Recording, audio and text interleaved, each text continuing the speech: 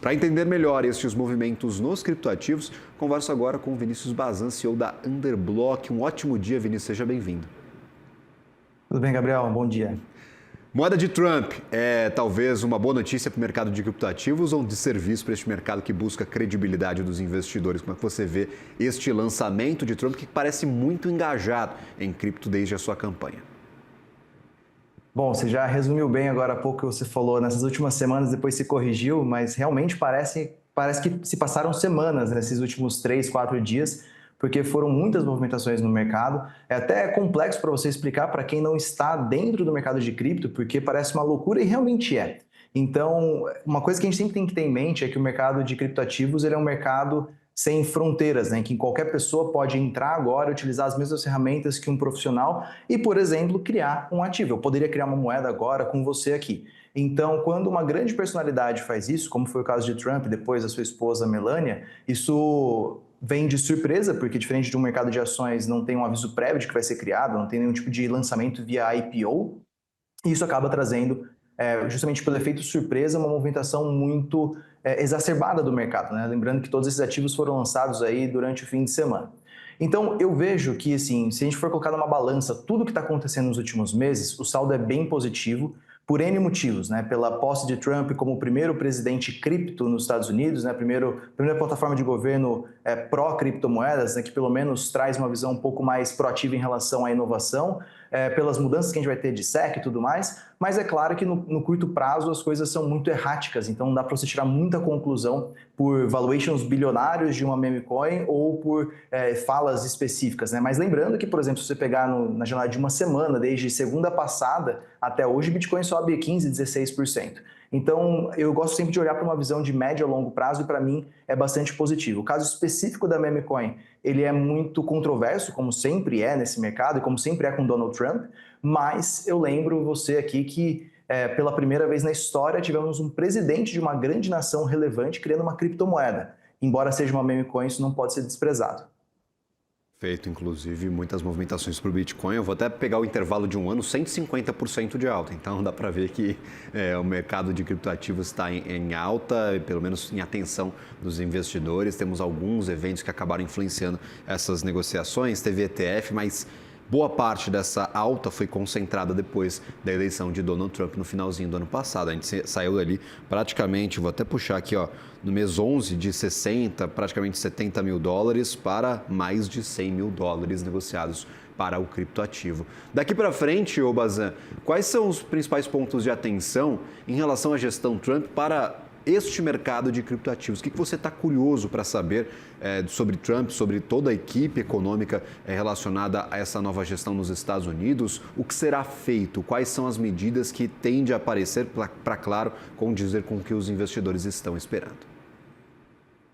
Bom, como eu disse, para mim, no cômputo total aqui, a gestão Trump tende a ser positiva para o mercado, mas a gente tem que lembrar que Donald Trump é Donald Trump, né? E o limite entre o veneno e o remédio ele é muito tênue. Então, a gente sabe que a gente vai ter muitos momentos de volatilidade, como foi nesse fim de semana, por conta de falas esparsas ou, por exemplo, a não menção da palavra criptomoeda ou Bitcoin no seu discurso de posse. Então, eu acredito que a gente tem que estar muito preparado, o investidor também, para ter um mercado ainda mais volátil do que ele viu no ano passado. Agora, quando a gente olha para essa gestão, dois pontos em especial me chamam a atenção. O primeiro deles, que é a nova direção da SEC, que é a Comissão de Valores Mobiliários, ela muda de uma forma pivotal, porque a gente teve até recentemente Gary Gensler, que era uma figura muito opositora do mercado. Então, a SEC ela tem que ter o papel de proteger o investidor, mas eu entendo que ele ia muito para um extremo em que não se fazia as perguntas corretas, né? A gente viu muitos processos contra grandes exchanges ou mesmo projetos de cripto em que você não tinha uma justificativa do porquê estava sendo processado, né? As regras não estão sendo seguidas, mas quais são as regras? E agora, com o novo chefe da SEC e sabendo que existem outros comissários na SEC que são bem pró-criptomoedas, como a Hester Peirce, por exemplo, eu acredito que essa regulação ela deve andar de uma forma um pouco mais branda, permitindo um pouco mais o avanço de inovação e permitindo, quem sabe, que esses projetos de cripto voltem a operar nos Estados Unidos para cidadãos americanos.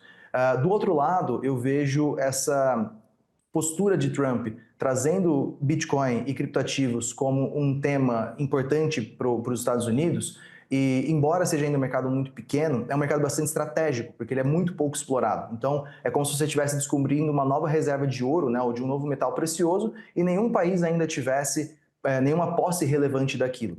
Então, na minha cabeça, tem um pouco da teoria dos jogos, de que se eu não quero ser o primeiro, porque eu ainda tenho um certo receio de me apropriar daquela nova classe de ativos, mas eu também não quero ser o último. E a gente tem aqui a expectativa da criação de uma reserva estratégica de Bitcoin, pelo menos, e quem sabe de outras criptomoedas também, pelo governo Trump. Talvez não em 2025, mas ao longo de 4 anos de governo a gente pode esperar algo palpável nesse sentido. Isso, para mim, desencadearia uma certa corrida, né, de diversas geolocalizações, né, de diversas jurisdições para comprar também Bitcoin para suas reservas. Então, olhando de forma completa e também lembrando como foi o último governo Trump, em que próprio S&P e Nasdaq cresceram muito, acredito que tudo tem aqui no médio prazo a trazer bons ventos favoráveis para esse mercado, que ainda é muito pequeno e com um fluxo de capital relevante pode crescer bastante. Perfeito. Lembrando, nós temos 25% do PIB mundial nos Estados Unidos, não é pouca coisa. Caso tenhamos uma inclinação a essa formação de reservas em criptoativos, com certeza vai incentivar outros países a buscarem por alternativas semelhantes.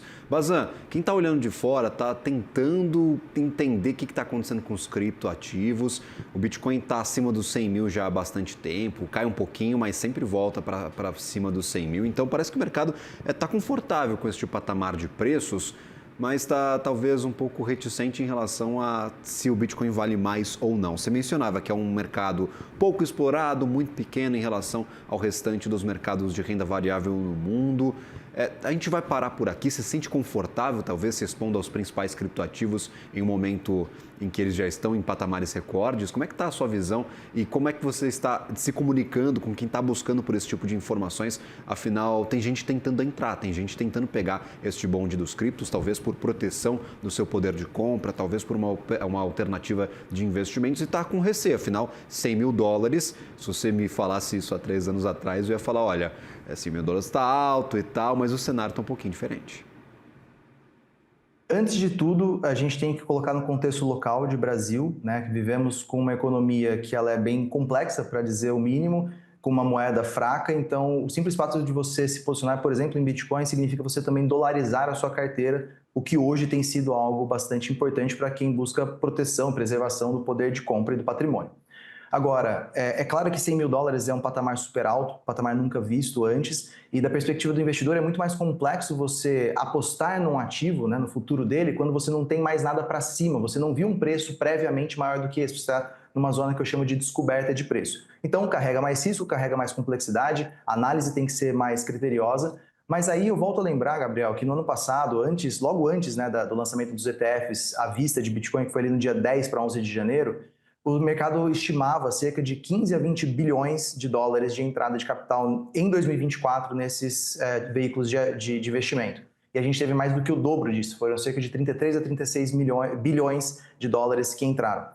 Isso mostra que é um mercado que ele ainda é pouco explorado, como eu disse, porque muitas gestoras, fundos de investimento, veículos tradicionais, eles estão entendendo ainda o que tudo isso é, porque uma coisa é o Bitcoin estar na boca do povo, outra coisa está no bolso da galera, né, de fato, e as pessoas investirem. Então ainda é um movimento em construção, uma minoria já se expôs a isso quando a gente coloca numa perspectiva de economia mundial. E da mesma forma, a gente vê uma possibilidade de mais fluxos de capital para essa classe de ativos via ETFs, por exemplo, esse ano, via outros caminhos também. E aí eu volto a lembrar, se tivermos uma reserva estratégica nos Estados Unidos, ela pode ser pequena, média ou grande, né? A gente não sabe o tamanho dela. Isso pode mudar completamente a dimensão do impacto de preço que a gente teria. Por isso que, se no ano passado, antes de se falar sobre reserva estratégica, eu projetava aqui na minha análise um Bitcoin talvez até 150 mil dólares, eu poderia facilmente olhar para números superiores a esse, como 200 mil dólares ou mais, a depender do volume de investimentos que é trazido para esse mercado via ETFs e ou via reserva estratégica de países como os Estados Unidos. Então, quando a gente tem essa opcionalidade de ter um ativo que pode subir muito mais do que ele pode cair, na minha visão, eu vejo como um investimento factível se você consegue controlar os riscos. Mas, claro, o investidor tem que estar bem atento a todas essas movimentações, porque seria muito mais fácil ter comprado Bitcoin 2 anos atrás, quando ele valia muito menos também. Extrapolando para um cenário completamente hipotético, Bazan, as grandes economias aderiram, começaram a formar reservas em Bitcoin, os Estados Unidos saiu na frente, tem um poder de compra cavalar, então poderia passar por cima aí de grandes investidores de cripto com muita facilidade. Há riscos de que essas economias comecem a fazer política monetária com Bitcoin e tirar aquele caráter, talvez, de independência dessa moeda. Afinal, você começa a vender desenfreadamente ativos, você consegue ali manipular, talvez, o preço dessa moeda. Há muito menos alternativas, você não consegue emitir mais moeda, você não consegue, por exemplo, aumentar juros, talvez, nesse cenário digital, mas você consegue manipular o preço com ou entradas muito fortes ou saídas deste mercado de criptoativos. Há este ponto de atenção para quem é mais preciosista com a tese de Bitcoin? Totalmente. Esse é um dos riscos e um dos elementos que dá potencial ao mercado também. Como eu disse, a diferença entre o veneno e o remédio é simplesmente a dose, né? O que a gente tem que ter em mente é que é um mercado que ele foi criado de forma pseudônima, para não dizer anônima, né? A gente não sabe quem é o criador. É um mercado que está aberto e ninguém pode decidir o que é ou o que não é. Ele está aberto para os investidores aportarem ou não. Então, o Bitcoin vai continuar existindo se os Estados Unidos fizerem ou não uma reserva estratégica, se a China fizer ou não, e o mercado vai dizer o preço que isso vale. Ele, por ser aberto completamente, ele não pede permissão para ninguém para estar lá dentro, né? E também não dá permissão para ninguém para estar lá dentro, é um critério que é da sua própria natureza, né? As pessoas, os investidores vão existir ali dentro. Então, a minha visão é de que hoje a gente ainda pode investir nesse tipo de ativo se antecipando a esse tipo de movimento. Lá na frente, se a gente tiver mais concentração, por exemplo, hoje a gente até tem uma concentração em algumas pessoas, né, como Michael Saylor da MicroStrategy, os próprios ETFs têm uma quantidade grande, empresas também, mas a gente tem que seguir sempre reavaliando o cenário. Hoje, com as condições que nós temos e com as perspectivas do futuro, é um investimento que faz muito sentido. Talvez lá na frente a história seja outra e a matriz ali de risco e retorno ela não faça mais tanto sentido a ponto do investidor mais leigo ir lá e aportar, talvez só investidores mais sofisticados. Mas isso é uma história que está sendo construída, assim como 3, 4 anos atrás ela era bem diferente. Então, investir em criptoativos hoje, com consciência, é você investir, como eu falo, né, como se fosse a internet no seu começo. Tem muito mais incertezas do que certezas, mas o potencial ele é muito grande. Então, se você faz uma boa análise e decide tomar um certo risco, você provavelmente está se expondo a uma chance bem interessante. Vinícius Bazan, CEO da Underblock, que prazer tê-lo por aqui. Volte mais vezes, vamos conversar sobre criptoativos, que eu tenho certeza que será um tema de debate aí durante toda essa gestão Trump. Uma ótima manhã a você e uma boa semana. Muito obrigado pelo convite e uma ótima semana.